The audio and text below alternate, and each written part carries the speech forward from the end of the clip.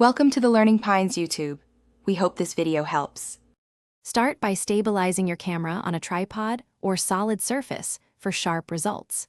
Use a tripod or stable surface to keep images aligned during capture. Switch to bracketed exposure mode or use burst RAW capture to collect multiple exposure stops reliably. Enable RAW file output if available for maximum dynamic range and post-processing flexibility. Set ISO to the camera base value and lock focus before starting exposure bracketing. Keep white balance consistent by choosing a fixed Kelvin number rather than auto white balance.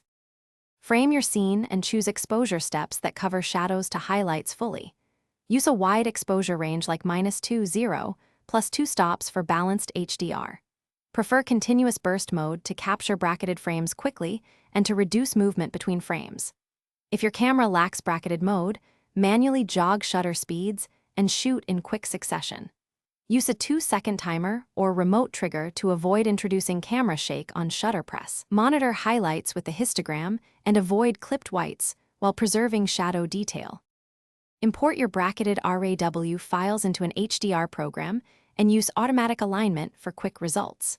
Merge RAW brackets in your HDR software and use automatic alignment to correct minor shifts. Carefully reduce ghosting artifacts using the software ghost removal tools and manual masks when necessary. Apply a gentle local contrast boost and limit global tone mapping to preserve natural appearance. Export final images as 16-bit TIFF or high-quality JPEG depending on your workflow. Save time by creating presets and using batch export for multiple scenes. Thanks for watching. Consider subscribing if we helped you.